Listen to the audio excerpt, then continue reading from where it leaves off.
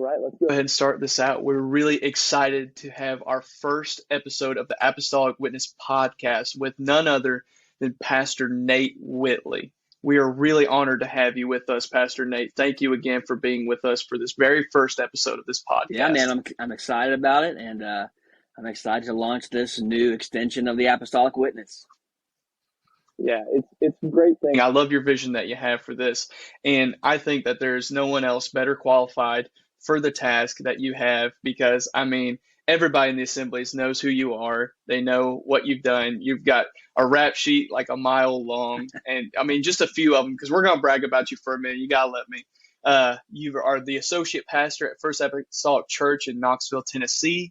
You are our former general secretary of the Apostolic Crusaders. You're the former youth president of the Tri-State District.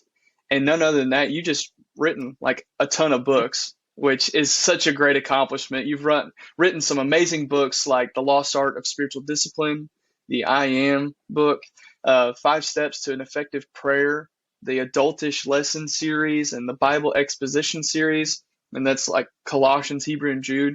I mean, such great stuff, and we love seeing apostolic content. And so thank you for that. Thank you for your contribution to the kingdom. Thank you, man. I appreciate it.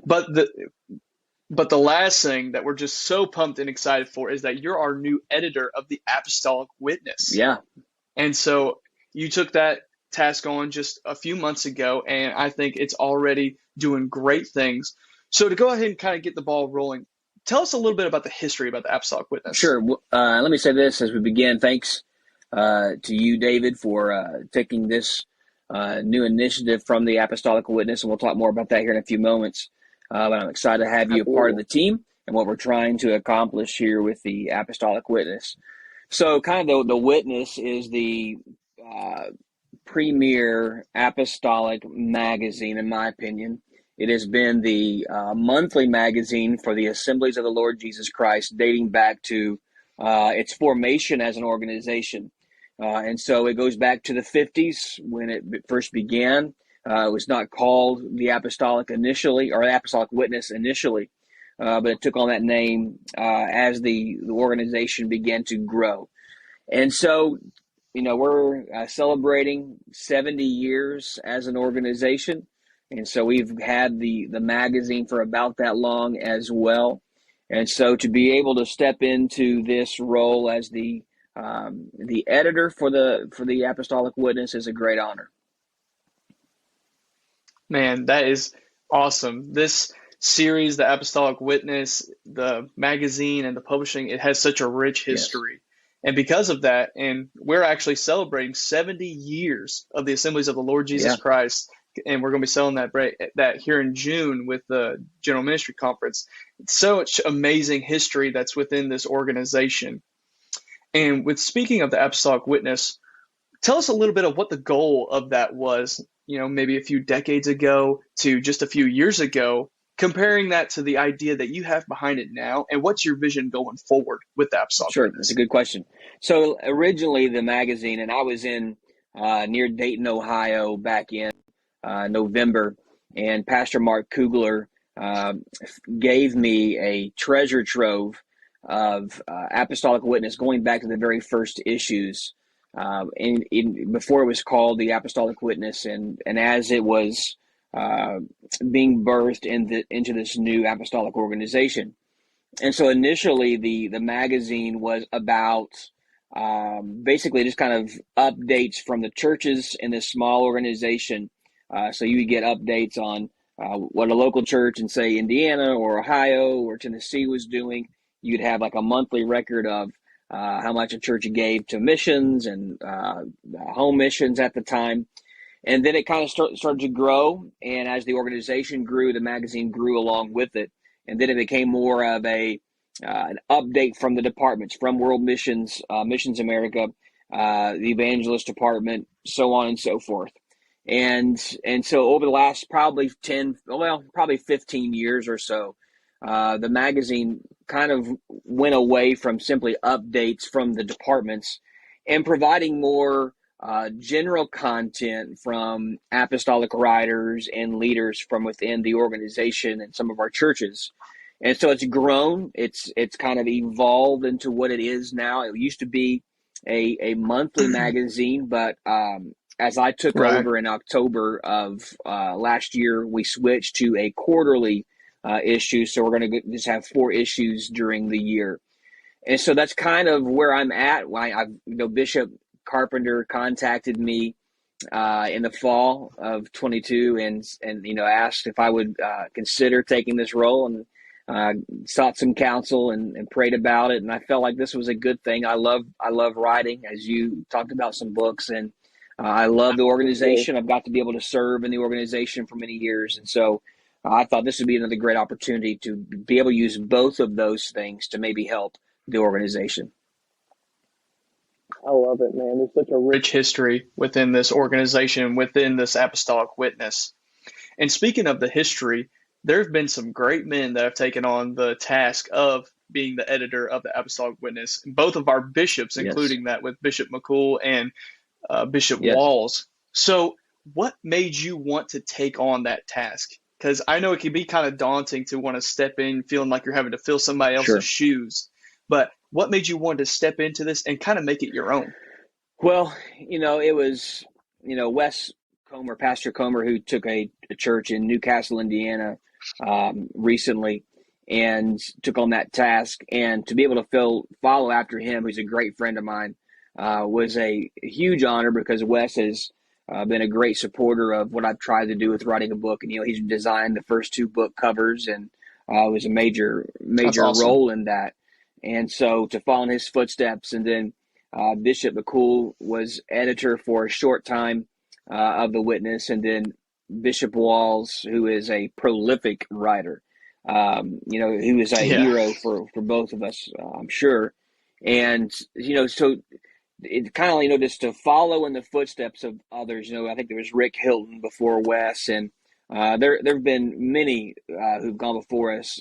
And so to step in that role was obviously very daunting. And I think Bishop McCool has always kind of taught us here is, you're not trying to fill somebody's shoes, you're trying to follow in their footsteps. And so that's what I want to do, is to follow in the footsteps, and try to honor them as a great history, but also start following their footsteps, because they were also trailblazers. And I want to be able to blaze a trail for the next generation of readers of the Apostolic Witness. Man, I love that. I love that idea that you have and the vision that you have for this. And I think it's going to do some great and mighty things, not just for the assemblies, but for the Lord and for the kingdom. So with speaking about that, how can the Apostolic Witness help people with their ministry? I know you've got some really cool things planned for this content that's coming out. Yeah, again, I'll probably reference Wes a few more times on this episode, but Wes taught me a lot about content creation, and he mentioned in a setting one time, just kind of in passing, he said, "You have to be where the people are," and I thought that was so amazing. He said that so many years ago to me, and I just thought, okay, how can I take that for the Witness? The Witness goes into our churches. All of our licensed ministers receive an issue. How can we kind of break outside of that and get more readership and even more subscribers to this great magazine? Because I think it's the premier magazine of the Apostolic movement. I know I could be biased, but absolutely, if I didn't believe that, I wouldn't have taken the position in the first place. Bias can also be fact. So I thought, okay, if we're only going to go to a quarterly issue, how can we be where the people are? And so some of the vision that I have for this, David, is we're doing a rebrand and refresh on the website, the apostolicwitness.com website, which will be rolled out here in the month of February. And it's going to be basic, just a basic place where you can go and subscribe to the digital and the physical copy of the Apostolic Witness. Make it a lot easier. We've kind of had it's not been an easy way if you are not at a Assemblies church or a minister licensed with us it's not been easy for you to get a copy. And so I wanted to make that an easier process for somebody to be able to subscribe, and it's only $5 per issue, $20 a year, which you just can't beat, especially with the content. And it's a beautiful No. magazine. We've got a great, Absolutely. great design team that helps us with that, with Dale McBroom, who's been on the team for many years. So the website's being done. That'll be finished by the end of the month. Then I wanted to take that again, that what Wes told me, be where the people are. Well, people are on social media. And so we've created a social media launch for the Apostolic Witness. We've got Brother Tyler Pruitt, who is from FAC Maryville, who's helped me over the years with social media and their church with social media. And he started an Instagram, Facebook, and Twitter pages, which will have kind of summarized carousels of articles from the Witness, previous and current. We'll feature some evangelists on there. We'll feature some leaders on the social media pages as well. And then here's where you and Grace Gill come in. I wanted to also not just have a written media in the Witness, but I wanted to have an audio and visual part of that too, that could complement social media. And so that's where the podcast comes in, where I thought we can really give a platform to our contributors, to our leaders, and perhaps people who contribute to the Witness, who don't preach camps and conferences, who don't have the limelight. I'm not saying this is for the limelight, but instead I would like to shine a light on a lot of great contributors and great people Absolutely. that we have in the ALJC. I think we have the best, and so I want to help Absolutely. elevate them and hear what they have to say. And so I'm really excited about all of this, and I think we're going to go in a direction that's really going to make the assemblies proud. Man, I love your Vision that you have for this, because it's taken something that was really good and really accomplished great things, and it's simply just taking us to that next level. I think that's so needed. there's a book Jim Collins wrote a few years ago. If you just read the title of the book, you're going to get something from it. Good is the enemy of great. I think it's his book is From Good to Great, and he says that catchphrase is good is the enemy of great. If you're gonna be great, you got to take the good and you got to grow it. And so we're Absolutely. taking, to me, saying good doesn't diminish what it has been, but I want to see it grow. That's what when Bishop Carpenter contacted me and we met, I told him, listen, I don't want to be what it's always been. I wanted to take it to another level. And my personal mantra, David, is leave something better than when you found it. And I that's what I want to do. I want to leave it better, so the next person that comes along, they're going to say, okay, wow, we've really got something here. Now let's take it and build from there. Absolutely. My dad tells a story talking about with Chick-fil-A and Boston Market. They were kind of going neck and neck for a long time in sales, and like who was going to be the top dog of like the chicken market, which I think that's just a funny thing. But that the CEO and the owner of Chick-fil-A got together with everybody that was on their board, and they were just talking about, man, how can we get bigger? How can we get bigger than Boston Market? How can we get more sales and everything? And says that the story goes is that he would slam his fist on the table and said, I don't want to be bigger. I want to be better. And when we're better, we will be bigger. And so I think that's exactly ties into your vision, is that we are elevating something that was really good and we're taking it into that great factor like you were talking about. And I'm just so excited for that. And so that kind of ties into this next question that I have for you, is that how can the Apostolic Witness help people develop and improve their ministry? I remember you said that in the last question. I didn't answer it the best way probably. But I think that what we could do is we're going to put resources in their hands, because we are living in a generation that information is available anywhere and everywhere. Whether it's good information or bad information, it's going to be there. And so we want to be the place through the Apostolic Witness, through the ALJC, to provide quality apostolic content and resources for you as a minister, for you as a saint or as a church. And I think that we can really use this as a means to bring resources to the local church, whether that's a little inspiration. Maybe you read an article from our general superintendent and you get some inspiration from him, or whether you read something from one of our missionaries, or perhaps you see, like, in our current issue, my mother-in-law wrote an article on becoming a multicultural church. And she gives you a lot of great, valuable tools on how you can grow your Oh, local church absolutely. to become a multicultural church. And so it's not just Hmm. an information dump, so to speak, but instead I want it to be something that you can grasp. You go, man, I can't wait till the next issue, because what can we get from it? Or what can we get from the podcast? Or Mm. what can we get from the social media pages? That maybe just give you a little Right. inspiration, or perhaps we can point you in the direction to get some more resources. I mean, I love it because, like you said, whenever at the beginning of this apostolic witness, is that it was brought to the ministers and the licensed ministers within the organization. But not only are we giving this source material to them, but we're able to take it from them and then grow it and give it to people that wouldn't normally have Yeah. access to that, and use platforms like this podcast or like the website. And Brother Tyler Pruitt is doing a great job on social media, just Yeah. growing that. Man, I love it because it's getting so many people involved. Because I think, kind of like what the purpose is, and I think this ties in with your vision, is that it's for Assemblies of the Lord Jesus Christ by the Assemblies Yes. of the Lord Jesus Christ. You said it yourself. We've got the best of the Yes. best. I mean, there is just so many great Right. creators. There is just a plethora of knowledge within our organization. And I love that you're using this avenue to get that We out, talked to, not just our organization, yeah, but we to talked everybody. at our fall business meeting back in the fall. Pastor Chesser, who oversees our men's department ministry, we're trying to work together in getting Apostolic Witness episode or issues to our prisoners. They've been having great revival That's in awesome. our prisons, our women's ministry, and our men's ministry.